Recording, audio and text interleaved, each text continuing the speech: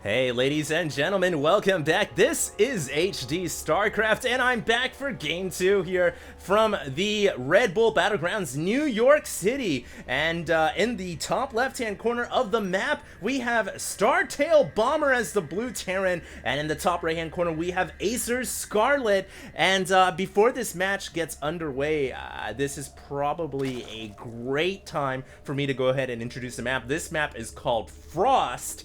And it's a pretty cool map. Let me go ahead and give you guys a quick rundown. I actually only saw the map overview, if you will, before I started up the game, and it looked pretty sweet.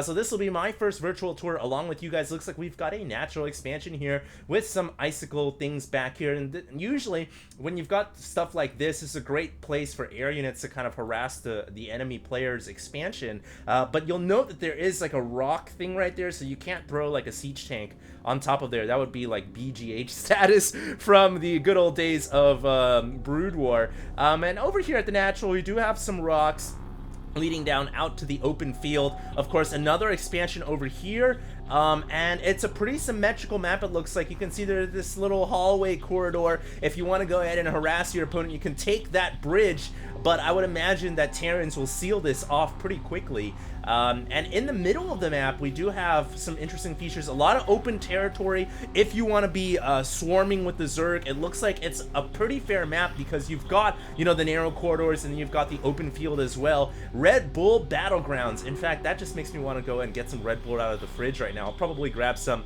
before I start the next game, either game 3 or the next game that I'll be doing from this tournament. We do have a interesting feature here. It's like mini Vespine geysers surrounding the Zelnaga Tower. There is one here, and then there's one down here.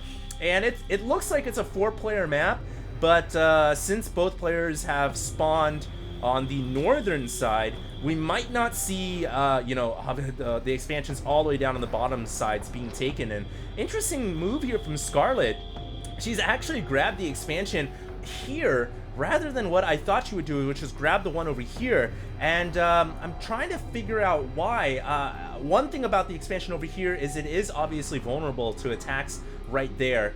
So I guess that's probably the main reason. It would be very difficult to hold an expansion here if for example, Bomber sends a squad of Marines or puts a bunker right there. So I guess this expansion is the safer one to take, but being that you are a Zerg, you do have to worry about attacks that can come around from this side, leading into the middle of the map. So it is a really interesting map.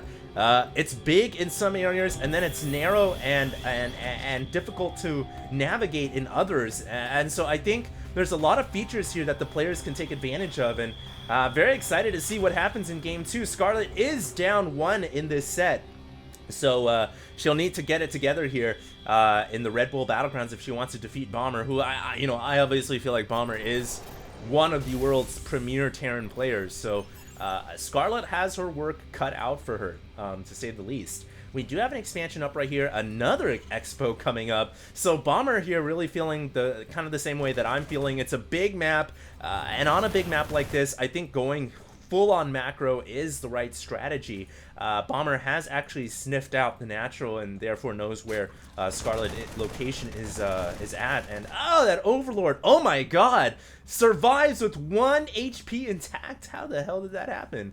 But there it is. So pro gamers, man, they know better than me and you. So very nice job by Scarlet to keep the Overlord alive. And yeah, you know, like I said, this is a big map. I think on a big map like this, going for bold and you know, risky macro is the right strategy. And you know, expanding a lot, getting macro command centers, getting macro hatcheries. This is the map to do it on. I don't think this is one of the maps where you can you know, play a more aggressive opening because it's so big. You know, first of all, you got to scout where your opponent is. And even once you scout your opponent, it's not guaranteed that, you know, you can take them out because it's a pretty big map and it's pretty easy to protect, at least your natural as far as that goes. Where it starts to get hairy, I think, is when you start to take the 3rd and the 4th expansions. Those are a little bit more difficult to hang on to. We'll see what happens.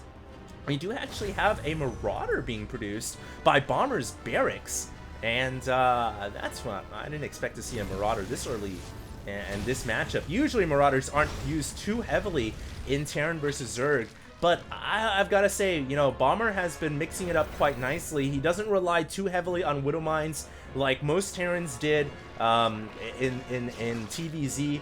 He's actually got a nice mixture of units. He even used Cloak Banshees last game, so anything is possible here. These two Hellions are at the front, just on the edge of creep.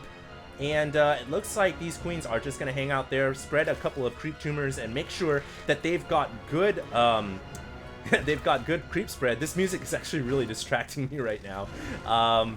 Sometimes the StarCraft music can really get in your head while you're playing. And here comes these Hellions. They are going to run over to the natural expansion, but those Zerglings and the Queens are there, ready to defend. But it looks like the Hellions run down to the third expansion and find a way to take out a few drones. Those 3 drones just kind of lined up and got railgunned.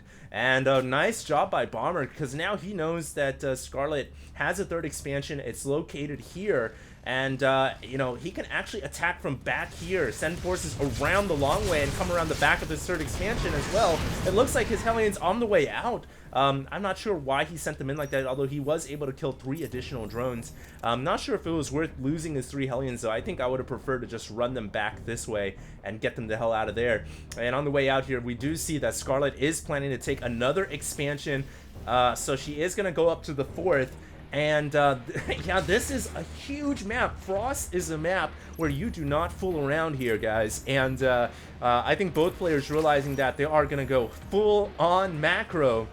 And we might be in store for a pretty sweet game here, guys. Bomber coming down to the third expansion at the same time.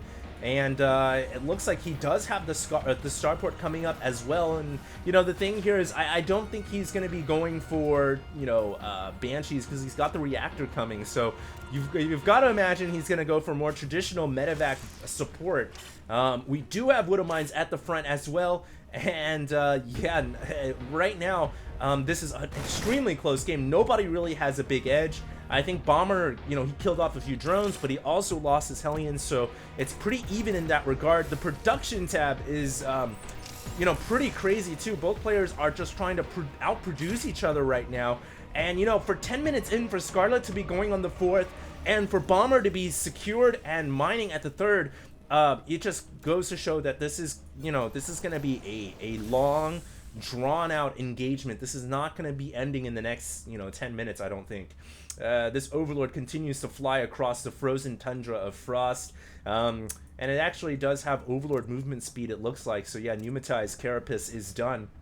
And that's nice for Scarlet, because she's got Overlords positioned all over the Terran base. She can get a quick scout, and it looks like here Bomber is going to move out. He's going to move out with his Marines and Widow Mines classic, New Age classic, I guess you would call it neo-classical TvZ here. And it is Widow Mine Marine here, full on for Bomber. And he's got +1/+1 done as well. Scarlet also has +1/+1 herself. And this is one area where a lot of Zergs succumb, is they don't match the upgrades of the Terran player. But Scarlet has done that quite nicely. She's actually got Baneling speed done as well. And she's going to be able to take out this army. Very nice job by Scarlet. I've got to just once again reiterate how difficult this is as Zerg when you're dealing with Widow Mine Marine. To match the upgrade of the Terran player and to have Baneling speed out, you need all 3 things going for you in order to stop that Terran push. And I think that Scarlet is going to be able to overwhelm the Terran army here. She's got creep spread all the way to the middle of the map as well. It looks like for a moment here she will need to pull back. And this is Bomber's opportunity here. If he can set up, you know, some type of contain outside the Zerg expansions, he would be in a pretty good shape. He's actually going to go straight down here, and he knows that there's going to be expansion here. He's going to take out this hatchery, it looks like, and Scarlet immediately expanding down to the bottom right-hand corner, just going to run the drones away. Pretty smart decision. I don't think she can defend the hatchery in time, but she's going to try nevertheless. Zerglings and Mutalists coming in here. Will she have enough? I don't think so. The hatchery is going to die, it looks like. No! Bomber not going to focus it down. Yeah, there we go. Now he does take out the hatchery, so the hatchery has fallen. But Bomber really didn't kill any drones in that engagement. Most of the drones actually ran back home, and they are just going to go straight back to mining. It looks like, I don't know where these drones are actually going. It looks like one going to become a hatchery up here, and I guess he's just going to hide, you know, have the rest of the drones chill there.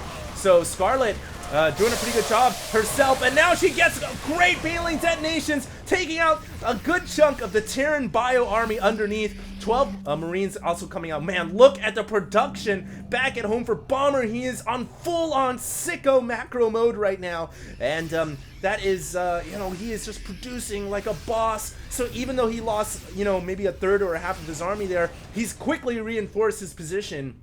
And, you know, Scarlet at the same time also having some pretty good macro herself. She's producing a ton of mutas and zerglings. And this is exactly the kind of game that I think we all hoped we would see here between these two players. The first match I'm casting here from Red Bull Battlegrounds, my first match back, and this is absolutely phenomenal. We do have a lot of zerglings running in. The supply depot was lowered, and these zerglings are gonna find their way into the heart of the Terran labyrinth. But there is a lot of Marines coming out of these barracks, so I don't know how much damage that Scarlet will be able to do. At the same time, Bomber continuing to press forward on this hatchery. Zerglings are forced to actually run back, and they are going to go down to this expansion instead. Meanwhile, more Terran forces pushing forward here, and it looks like Scarlet in a little bit of trouble. She doesn't have quite the ground support she needs to take out this Terran army, and she's forced to pull back. This hatchery now in some trouble, but Bomber is also losing an expansion as well, so it's an even trade, I believe. Scarlet has lost most of her Zerglings, and at the same time here, will she be able to take out most of these Marines? 3-3 on the way for the Terran army. It doesn't look like the Zerg has 3-3 on the way quite yet, so there is going to be an upgrade disadvantage here for the Zerg player. At the same time, Scarlet just lost her expansion. More Marines reinforcing this position. And Bomber, man, just, you know, absolute killer instinct. Knows when to, you know, pull back, knows when to attack. I think he's, there's no question about it. He's done more damage to Scarlet than Scarlet has done to him. But the thing here is, if you look at the supplies, you know, Scarlet, she's actually not too bad in terms of supply. She's got 162, and I'm looking at the income, most of that being because she's got 40 more drones than the Terran army has SCVs. So, for Scarlet here, all she's got to do is macro up a sizable army, which she has one right now. She can afford to lose this hatchery, I think. She just needs to take out this Terran bio army on the ground, and then she's going to do just that right now. Will she have enough forces? I think so. Most of the medevacs are going to get out of the way, though, and, you know, that's one thing that, as a Zerg, you always want to try to take out those medevacs, even though they have Ignite Afterburners. Try to chase them down and finish them off, because they are the backbone of a good Terran player at the very least. And now it looks like Bomber losing most of his forces, is forced to pull back home now. Oh, how the tides have changed, and I think Scarlet now might be, you know, itching to go for a counterattack. Not a bad idea at all, but 3-3 is about to finish. It is 10 seconds away here for +3 weapons, about 15 seconds away for +3 armor, and that is going to make a huge difference in the battle. Oh, Widow Mine going off right there as well. Got to be careful about those mines, although they do less damage in terms of splash now, so it's not absolutely devastating for Zerg as it used to be. And you know, that's reflected in how many Widow Mines, you know, Terran players get now. You can see Bomber doesn't really have that many mines, just a few, and it looks like he's gonna get overwhelmed here. The Zerg army just crashing on through, and nothing that Bomber can do, it looks like. He needs reinforcements. His barracks are quickly reproducing more Marines and mines. Will Bomber have enough in time? It doesn't look like he'll be able to save the third expansion, and that Expo is going to go down. Scarlet, with a brilliant move, even though she was facing +3/+3, just had the raw numbers to go with it. Although she has just lost an expansion, great side attack here from Bomber, bringing that medevac around the backside and taking that expansion out and limiting the Zerg down to 4 bases. You know, basically Bomber saying, all right, if you kill my 3rd base, I'm going to kill your 4th base. So actually that is Scarlet's 5th base, not her 4th base. So, you know, once again, Bomber is fighting a definite uphill battle right now, as Scarlet has waged war quite effectively. And now we'll just see what happens here in the last, in the next battle. We do have Bomber pushing out with his +3/+3 bio army. I don't know if Scarlet actually has enough forces to take this out. She has a ton of mutas, but there are just so many Marines on the ground below. Yeah, Scarlet is going to be forced to retreat, and this is a dangerous situation here for the Zerg player. Bomber can make a push out here and do some serious damage. It looks like this expansion is blocked off by creep.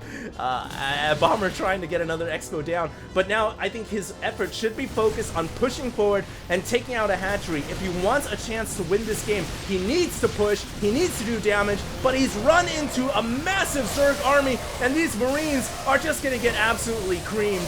Nothing they can do. And Bomber now, yeah, he's kind of played himself into a corner. And I think, Scarlet just played an excellent macro game there. Gonna be able to overwhelm this third expansion. The reinforcing Marines, not enough to deal with this. And Bomber GG's. Scarlet has taken game 2. We are going to go right into the third and final match here from the group stage of Red Bull Battlegrounds New York. Hope you guys enjoyed. And I'm going to come right back with game 3. This is HD, signing out.